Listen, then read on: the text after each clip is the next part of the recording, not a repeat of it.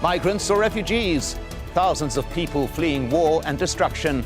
Are their hopes of safety even threatened by the language used to describe their journey? This is Inside Story.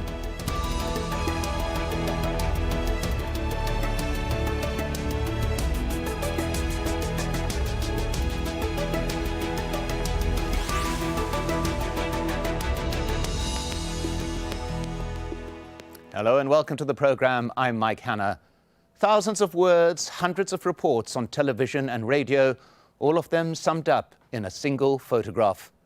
This is Laith Majid, a Syrian from Deir ez-Zor, holding his son and daughter after they arrived safely on the Greek island of Kos. They made the crossing on a flimsy rubber boat with about 15 others. The tears in his eyes are of joy and relief. On Inside Story, we ask, is this man a refugee or a migrant? And we explore why the language we use really matters. We've seen images of desperation and chaos from the Mediterranean to the English Channel. Macedonian police used tear gas to drive back refugees at the border. And on Thursday, they declared a state of emergency, which means the army is being deployed to stop people transiting through the country.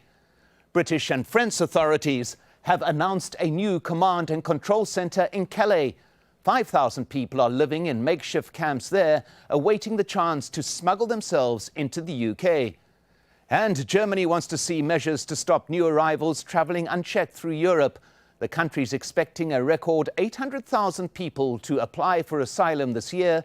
That's more than the entire EU combined total in 2014. If this is a political crisis, it's also a humanitarian one. Hundreds more people are arriving on the Greek islands every day. Al Jazeera's Jonah Hull reports from Kos. The seafront in Kos at the height of the holiday season has become a refugee camp. Tourists might once have lingered here for the view. They don't anymore. Outside the police station, frustration rises by the day. Those with more obvious claims to asylum, like Syrians fleeing civil war, are given priority and processed fairly quickly. Others fend for themselves. Thank you.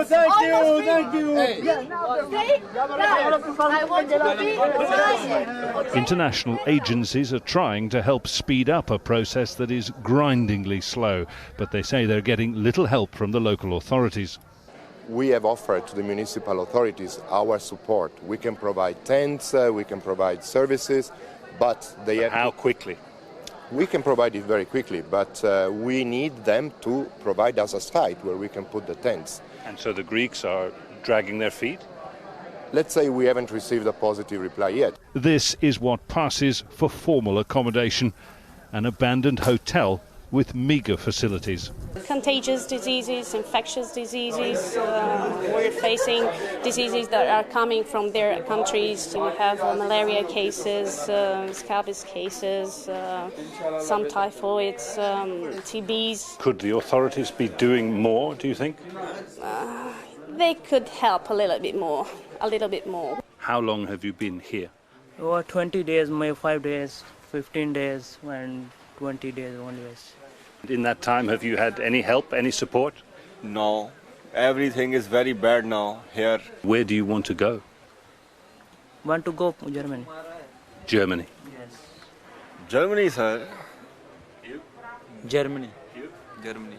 There was a day when multiple nationalities gathered round this pool, Germans, Dutch, perhaps British holidaymakers. These days they come from countries like Nigeria, Mali, Pakistan, Afghanistan. The hotel captain Elias now offers holidays from hell. Back on the coastal strip, the restaurateurs complain that the refugees have driven business away. In the mayor's office, there seems to be a reluctance to offer more practical assistance. The tourists, meanwhile, walk on, in search of a place to eat with a better view. Jonah Hull, Al Jazeera, Kos.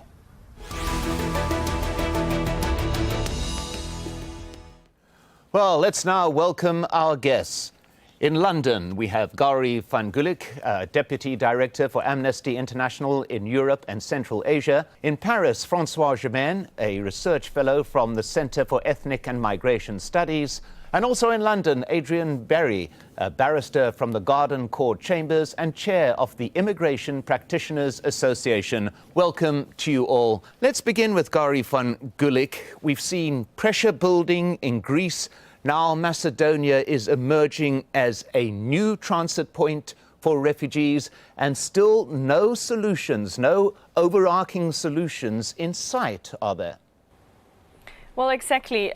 What we're asking ourselves as we keep documenting crisis after crisis, desperate situation after desperate story, how many times do we need to see these crises before there's the realization and the acknowledgement of a very unavoidable truth that none of this could happen if Europe has a better solution to the overall crisis. And that means more entry points for refugees who need protection, more ways in, and a much more holistic, sustainable approach to address this problem. How many people are we going to lose because of this lack of action that we're seeing?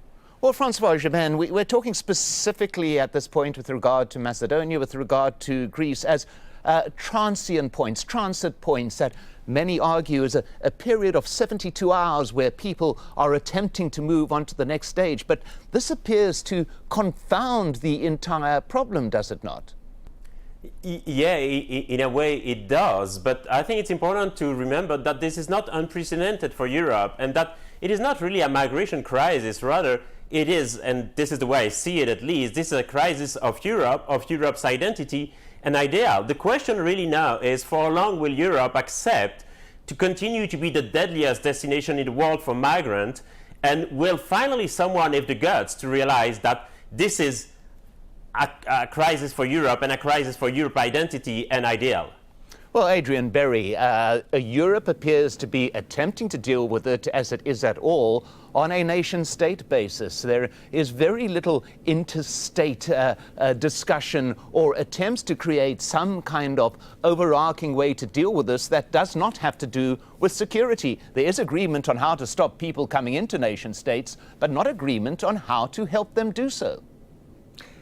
I think that's right. I mean, in the first instance, most of these people are in fact refugees when they're from countries like Syria and Eritrea and indeed even Afghanistan coming into the European Union. Not only are they refugees, but the problem needs to be seen in a humanitarian context, that some immediate provision not only to facilitate entry of people who are forced to migrate because they're refugees into the European Union is required, but also the issue needs to be identified in terms of first and foremost of the immediate humanitarian assistance which needs to be rendered to these people as people, rather than seeing this as a problem of security or of border control.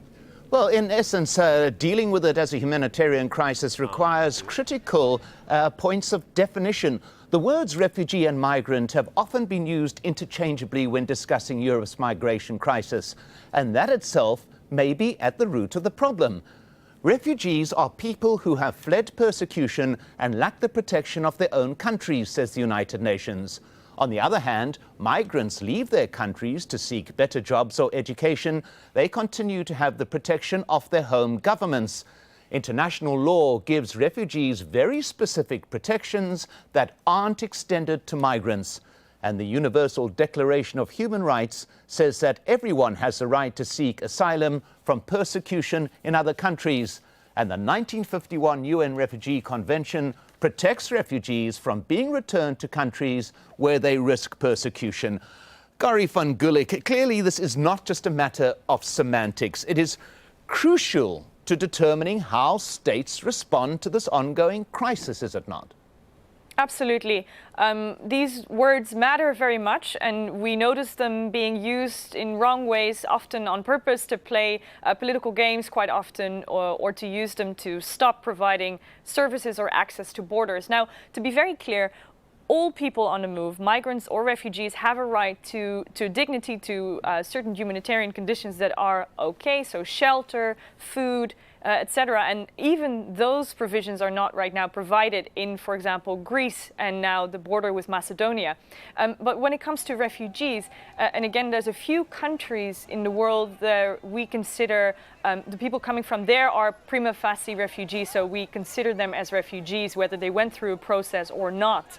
That includes Syria, Eritrea, for example, Iraq, and also Afghanistan in many cases. So a lot of the people, in fact, the lion's share, as the EU agency Frontex called it, of the people entering Europe irregularly are from those countries. So it's fair to say that the vast majority of people now entering the territory of Europe are refugees, and so they deserve the protection entitled to them by international law.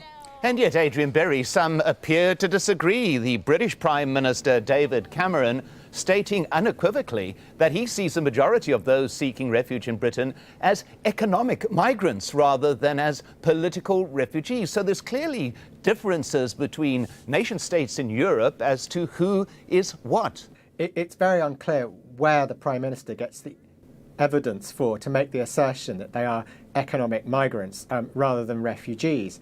In the numbers of people entering the European Union who are forced to flee because of persecution and then reaching Calais in order to seek entry into the United Kingdom via the Channel Tunnel, those people come from the general population of people fleeing persecution from countries like Syria, from countries like Eritrea. That makes them refugees, and even beyond the narrow definition of refugee in the 1951 Refugee Convention, if other people will be forced to migrate for other reasons, perhaps for reasons of economic collapse or environmental disaster, those people are also forced to flee and they deserve humanitarian assistance. The idea that people are travelling into the European Union merely for economic improvement is specious and is not borne out by the evidence.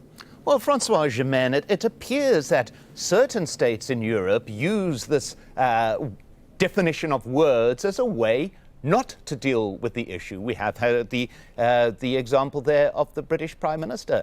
Is this a sign of division among Europeans, or is it something a little bit more sinister in a way, that it is seeking ways to not attempt to deal with the problem? Your view? I think very much that at the moment there is a huge discrepancy between the way migration are perceived in the public debates and the actual realities of this migration. And in that regard, the language you use, the vocabulary that we use matters a lot. If I take only one example, when we speak of illegal migrants, for example, we instill the idea that these people are somewhat criminals, which of course they are not. And I think that the language we use is really shaping the public perception of the situation. And it seems to me that the public debate is hitting new lows every day. And I want to take this opportunity to really commend your network for thinking carefully about the words that you are using when describing the situation. And at the moment, I think there is a huge responsibility of not only the media, but also of some political leaders in the way they portray this migration with inflammatory comments, which I think are leading us in the situation that we see now. And this is clearly at the expense of the migrants and of the refugees. Well, Gary van Gulik, in this ongoing discussion in the public debate, it also tends to disappear the fact that we are talking about individual human beings who have gone through great suffering in their countries of origin and are continuing that suffering on their desperate journeys across continents by using a different language, by saying economic migrants, by saying work seekers. One tends to undercut the very humanity of those attempting to find safety, does it not? Yeah, I absolutely agree. And this is something that hits us very often when we do, the interviews, the documenting of the situation of these people trying to reach Europe. It's incredibly important that we all remember who we're talking about. And sometimes these people are dehumanized in the media by politicians and by others. I mean, the individual stories, I remember talking to a woman from Somalia, for example, who brought her little girl over on a boat from Libya. I mean, it's people like that. It's the person you showed the picture of, the Syrian dad who tries to bring his kids to safety. Now, these are the people who are entitled internationally to protection, but we also have a moral imperative to talk about them as human beings, to discuss this in the sense that how can we bring them protection, how can we get them to safety, rather than only talking about this in the horrible way that, for example, David Cameron did, which is as a swarm of people or as a problem, a crisis, how are people coming in, etc. that's the key shift that needs to happen, away from focusing on border controls only, more towards how can we manage this group of people, how can we make sure that those people who need the help, the protection that they're entitled to, how can we get it to them, and how can we do it in a way that prevents the immeasurable suffering that we're seeing now all along the borders of Europe. Well, Adrian Iberia, it does appear to be as well a denial of history. Decades ago, the world watched while groups of people, hundreds of thousands who became to be known as the boat people, were fleeing conflict. The world generally came together in a remarkable way and assured the safe passage of these hundreds of thousands of people. A very different scenario from what we are looking at today, where nation states appear to be finding reasons not to help rather than reasons to help. Your view? Well, I think there's a lot of truth in that. I think it's very clear, particularly in the context of Syria's proximity to the European Union, that what we have here is a straightforward refugee crisis. We have, in the European Union, each member state has ratified the Refugee Convention, and each member state is subject to applying the European Convention on Human Rights as a matter of generality. And it seems that the response to this crisis has been to impose controls and border controls and immigration controls on people who are quite plainly refugees. And the obligation on EU member states is to interpret their international obligations and apply them in good faith, and that's not being done. What you see here, where people are trying to cross into the European Union and cross the European Union in an irregular fashion, is actually a product of the fact of two tools which European Union states use to exclude them. The first is visa controls. You can't get a visa to come into the EU on humanitarian grounds. And the second is carrier's liability, where airlines and shipping companies are fined for carrying people without the correct immigration documents. That creates the context in which people who are obviously fleeing persecution from countries like Syria are forced into the methods of transport and the routes of transport, which we see so vividly illustrated on the television.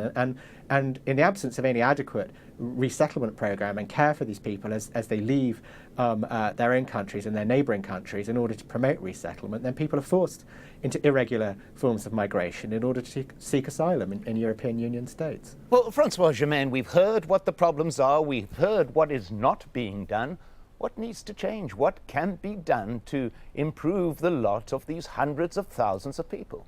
I think first and foremost, Europe needs to realize that it is its own crisis and that it is its lack of common asylum policy and migration policy that is actually creating these tragedies at sea. So I think that the first step would be really to reestablish legal ways of entry into the European Union for those who need protection and asylum. These people shouldn't come by sea, they should come by plane.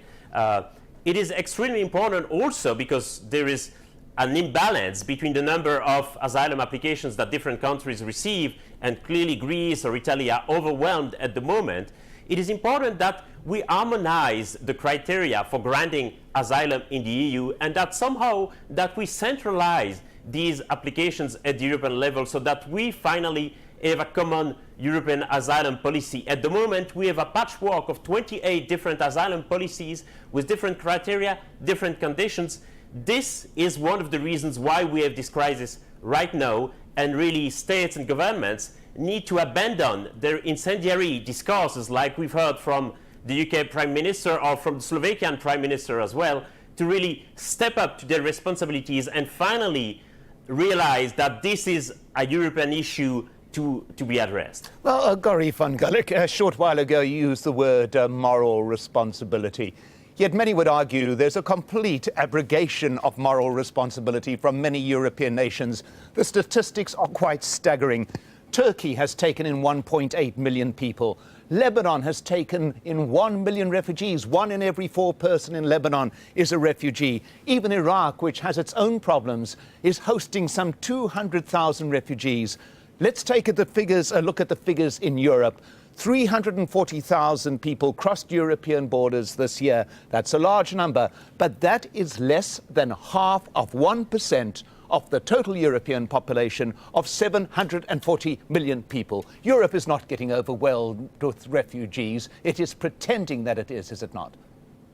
I couldn't agree more. I mean, globally, we know now that there's more than 19 million refugees. So million refugees, that's incredible. The numbers are staggering. And this idea that all of those people are going to come to Europe and this fear that is created is absolutely false.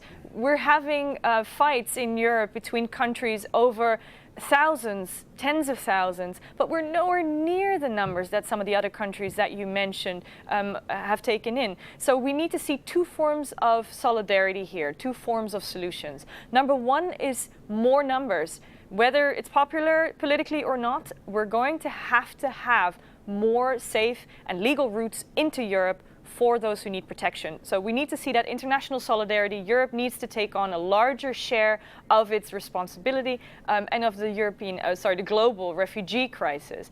The second form is internal solidarity. We have to see more support for the member states who are on the borders. An urgent humanitarian crisis is developing in Greece. That needs to be solved also through aid from other countries in Europe. And we need to redevelop, as was mentioned before, the European asylum system. The setup is so dysfunctional right now. All of these crises, including Calais, what we're seeing in Hungary, in Greece, are all the result of an overall failing, dysfunctional European system on how we look at refugees and asylum seekers.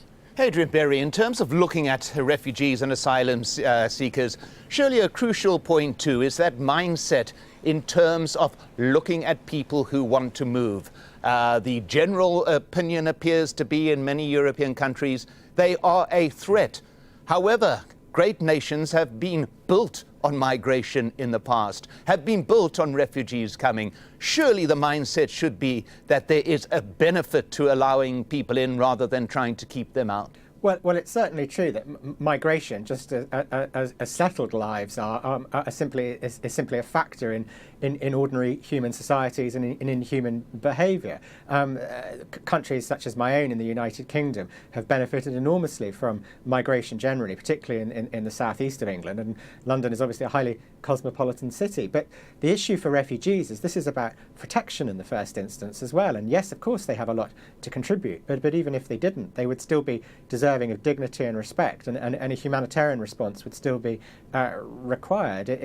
Europe has in many ways a demographic crisis. It requires working age populations, but those are all arguments about whether it ought to have a sensible migration policy. I think in the current context there's a more pressing requirement, which is that we are receiving people who are fleeing persecution, who are refugees in any event, and that they are coming, and that the question is how you organise that, and safe routes for assisting refugees from places like Syria, from places like Eritrea, will prevent some of the distressing scenes we see in the Mediterranean, into Italy and into the Aegean, and onto Kos, where people are travelling in very insecure rafts, placing their lives in jeopardy in order to enter the European Union. We have an obligation in the first instance to provide safe routes for people fleeing persecution, and also to recognise that we may well be hosting those people for some considerable time, and that they may well integrate ultimately into our societies. The numbers are relatively modest in the grand scale of things in terms of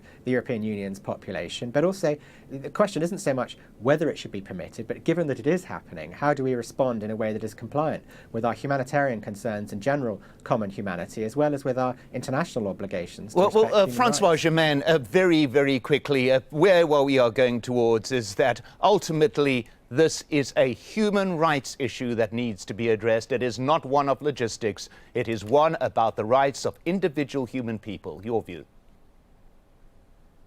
Yeah, absolutely. I very much agree that this is a human rights situation, and that it really calls into question the human right to mobility. The Universal Declaration of Human Rights says clearly that everyone has the right to leave his or her country. And I think that what we see at the moment is a blatant violation of the human rights of these people, and this is really that Europe should really be ashamed of. Europe seems to be so keen on the protection of human rights worldwide, and it is not able to actually enforce these human rights on its own soil, and in this matter, in its territorial waters. I think that this is really the shame of Europe and a failure of the European project and European ideal. Well, on that particular note, my thanks to our guests, Gary van Gulik, Francois Germain, and Adrian Berry. And thank you for watching. If you have any comments about today's show, You can get in touch by going to our programme page at aljazeera.com or post your comments on facebook.com/AJ Inside Story or tweet us at AJ Inside Story. From me, Mike Hanna, and the whole team, goodbye for now.